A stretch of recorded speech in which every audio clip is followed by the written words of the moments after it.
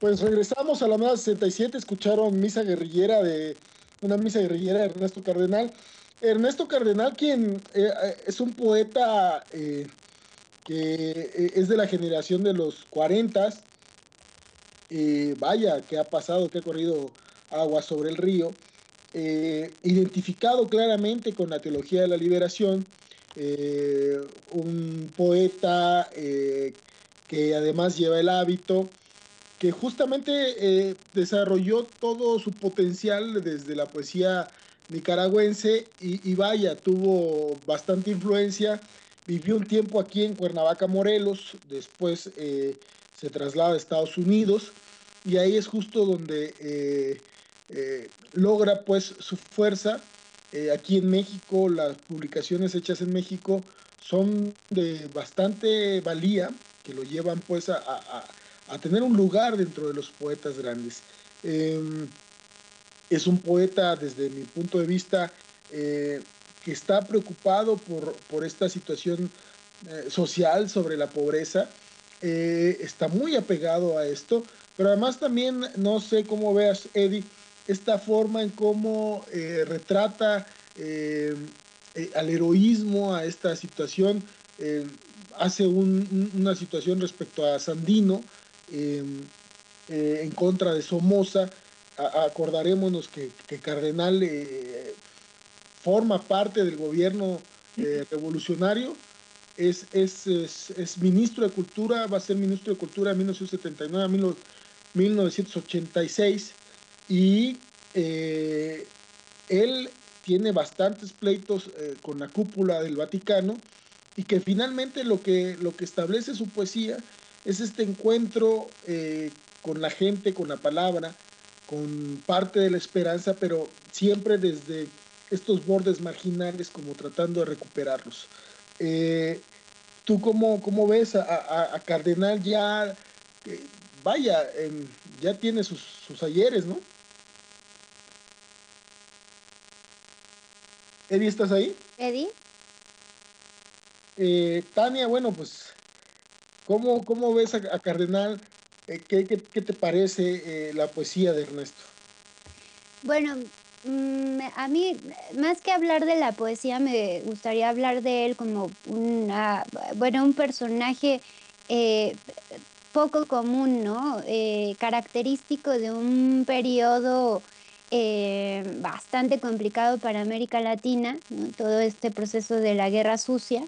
En el caso de Ernesto Cardenal, bueno, o sea, sin temor alguno, expresando una vinculación entre lo que tiene que ver con la religión y con la vida revolucionaria, ¿no? O sea, esa mezcla o ese, digamos, binomio pocas veces entendido y pocas veces visto.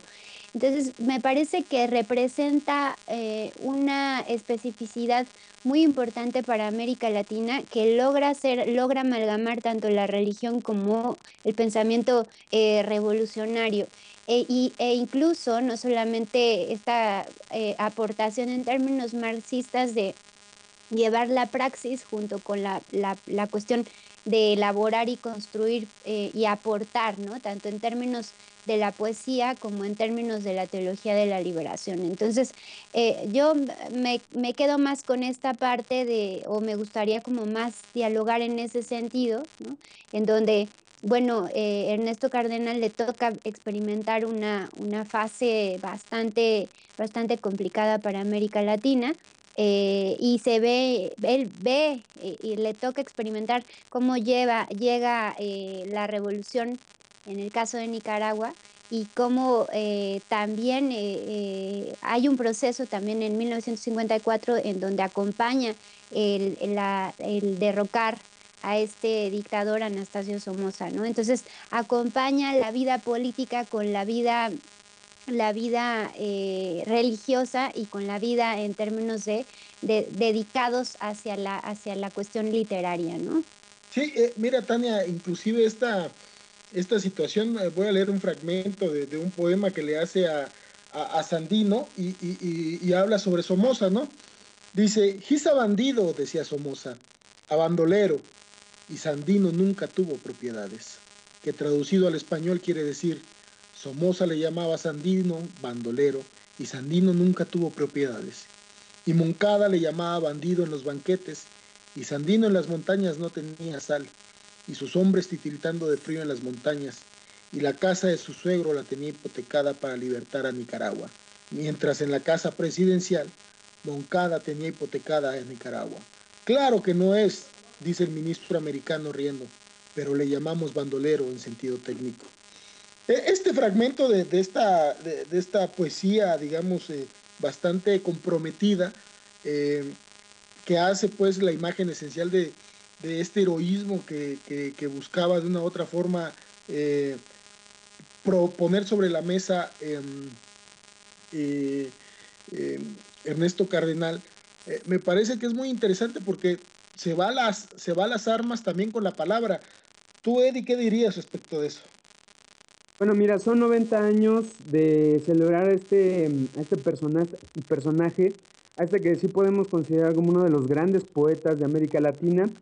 Y considero que son básicamente dos los motivos de esta celebración, de la celebración de su vida. El primero tiene que ver con que su trayectoria, su posición política enmarca muy bien, digamos, un contexto cultural e intelectual del área, con todas sus contradicciones y con todos sus límites, pero también con todos sus alcances y esperanzas. En ese sentido, es necesario recordar cómo la estancia de Cardenal en México es de particular relevancia porque Cardenal dice que aquí fue donde se convirtió en revolucionario.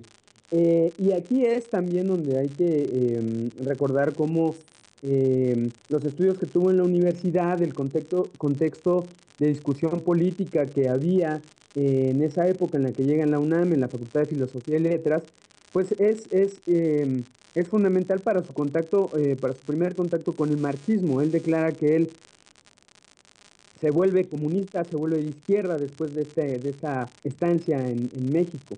Entonces, recordemos cómo después se va a Estados Unidos, donde ahí desarrolla sus intereses, desarrolla su vocación religiosa, y después regresa a América Latina, regresa al sur, y hasta 1970 se encuentra con la Revolución Cubana. Y ahí es donde comienza a aparecer el cardenal, el Ernesto Cardenal activista. En el 71 viaja a Chile y apoya al gobierno de la Unidad Popular. En 1973, en el Tribunal Russell, condena la represión hacia América Latina y condena también el gobierno dictatorial de Somoza.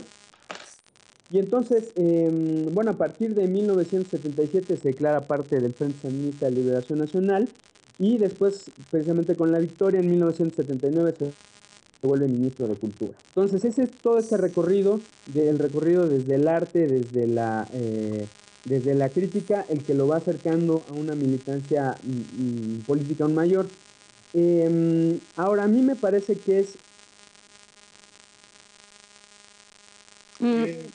Creo que otra vez, Eddie. Se fue. Yo quería como igual Hola. en un sentido ilustrativo llama la atención la amonestación que recibe por parte de Juan Pablo II, ¿no? En el 83, en la propia Nicaragua, ¿no? Justamente por mezclar la religión con la revolución sandinista, ¿no? O sea, caer como en esta casi que especie de herejía. Entonces, el entronque solo puede entenderse a partir de la comprensión de la teología de la liberación. Adelante, Eddie. Sí, nada más para cerrar el bloque, nada más quiero recordar cómo hasta 1992, cuando Cardenal era ministro de Cultura, estuvo involucrado en la celebración del quinto centenario del choque de América con Europa, y la posición de Ernesto Cardenal fue completamente crítica.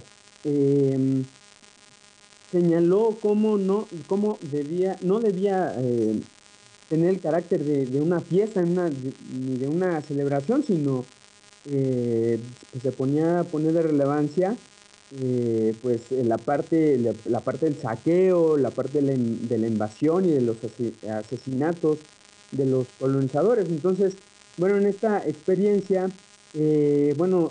surgió entonces una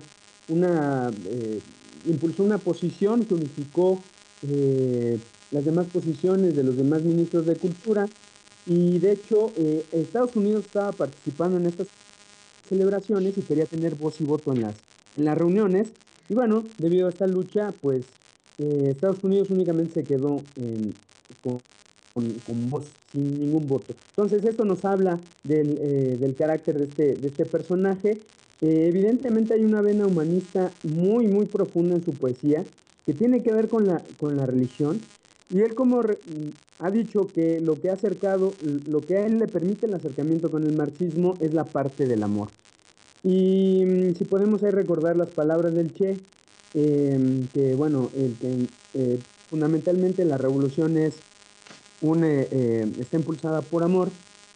Y bueno, ese amor en Ernesto Cardenales lleva en sus actos, en su poesía, a una relación religiosa, ¿no? Él concibe a Dios sobre todo como amor, como generosidad y humanismo, ¿no? Entonces, Sí, pues bueno, esto es fí- lo que me parece que hay que celebrar. fíjate es que justo esto que estás mencionando al final, eh, les leeré un poema que Roberto Bolaño hace respecto a Ernesto Cardenal. Y creo que trata de resaltar esta posición sobre el amor, y lo hace de una forma pues bastante cruda respecto de las posiciones de avanzada de Ernesto Cardenal. El poema se llama Ernesto Cardenal y yo. Iba caminando, sudado y con el pelo pegado en la cara, cuando vi a Ernesto Cardenal que venía en dirección contraria. Y a modo de saludo le dije: Padre, en el reino de los cielos, que es el comunismo, ¿tienen un sitio los homosexuales?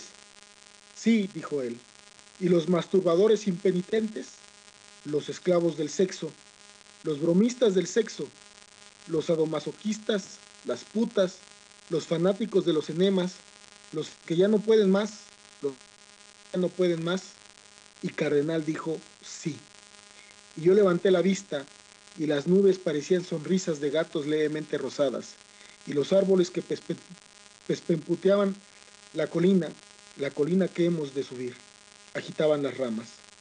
Los árboles salvajes, como diciendo algún día, más temprano que tarde, has de venir a mis brazos gomosos, a mis brazos sermentosos, a mis brazos fríos, una frialdad vegetal que te erizará los pelos.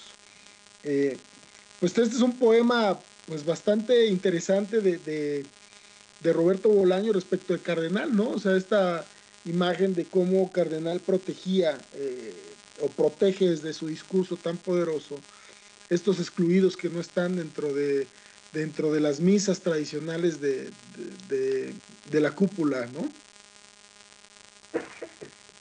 Y bueno, pues nos despedimos de este bloque, Eddie, nos despedimos de este bloque, Tania. Vamos a continuar con el proceso de beatificación de Monseñor Arnulfo Romero y regresamos. Esto es Alameda 67. Los dejamos con eh, un fragmento de Canto Cósmico en palabras de Ernesto Cardenal y regresamos.